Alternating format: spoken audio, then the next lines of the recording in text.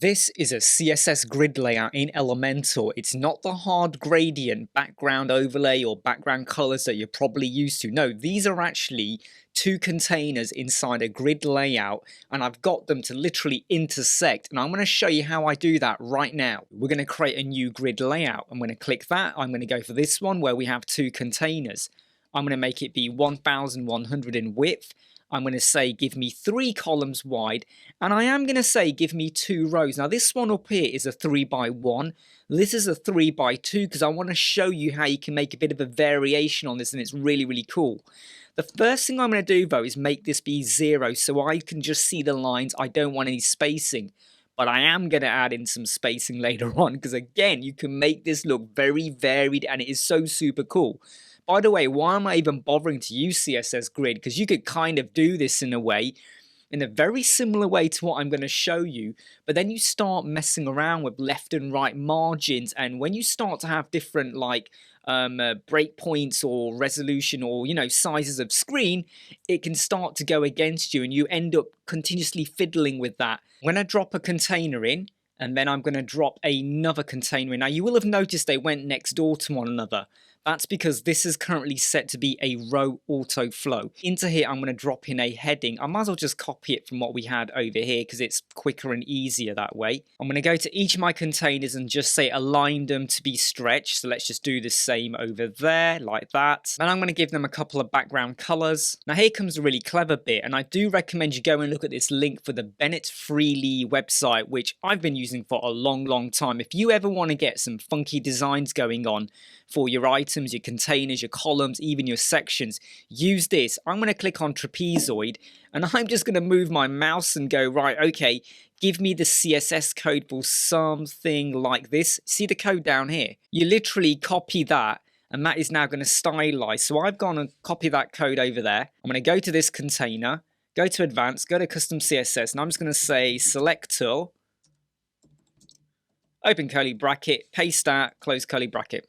Look at what it's done. Literally, that is what it's done. That is how wonderful it is. So if you're ever trying to go, I want to create a really funky design, this is where you really want to go.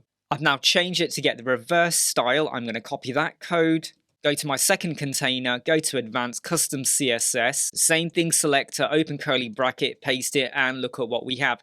By the way, I'm just going to increase the height of this a little bit just so we get something similar to what we had above there. Now at the moment we have a lovely bit of space there, but they're not intersecting. And I also want this number 2 to go all the way over here. I want it to start there, but I want them to meet.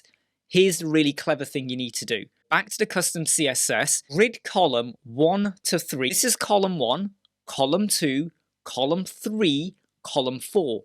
This is row 1 where the lines are, row 2, row 3. So we're saying this container start at 1, end at 3. I've also specified that the row starts at number 1 as well. Let's have a look at that code again. There we go. You must start at 1, but the grid column is 1 to 3. So I think you can guess what we're going to be doing with this one over here. So this starts at column number 2, okay? Even though this went from 1 to 3, because I set the CSS for this, or the point here to be 50%, you might have noticed it there. I made sure that that dot, whether it was this way or the other way, was at the 50% mark. I know they're going to meet there. So start at 2, end at 4, 2, 3, 4. And I've also said the grid, I mean, this doesn't have to actually say 1, 2. I could leave it as a 1. I'm just reinforcing that if you really want to be sure, start at 1, end at 2, you can, or you can just do that. Either way, it does not make a difference. But what we now have are two containers inside a CSS grid that are now intersecting or meeting with this funny little pattern that we have on at the moment. But here's the really cool bit. If I go back to the container that holds all of this, the CSS grid, and I go to gaps and I set my column to be 100, look at that. I mean, I could make it as big or small as I want, to be honest. So I'm now creating this like really nice design that is going to look like that a little bit regardless of the layout. However, that being said, when you are using any of these grid column or grid row, it looks awful on the mobile. So what you should do is go back to each of your containers, and before all of your codes, go and pop in an @media like this, and then just add in another close bracket just to close it off. So this is saying only apply this CSS and this positioning when it is a minimum of 768. Anything below that, keep it as it was, whereby it would have just been like a block or a container that's 100% wide.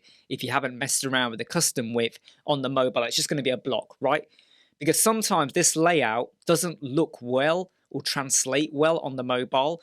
And if you've gone and used like a hard gradient, you know, with the background overlay, where you've gone and put it in and you put your angle in, you're going to kind of get that on the mobile as well. So this is a way of getting around that, and it works really, really well. And I could say, don't start at grid row 1, because remember, we did a 3x2.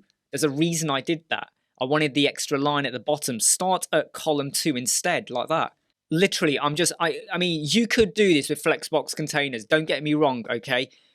But there's a little bit more fidget going on when you do that. I hope this gets your mind buzzing with ideas. Hey, I'm Imran, Web Squadron. I hope you like, subscribe, share and follow. I'll see you soon.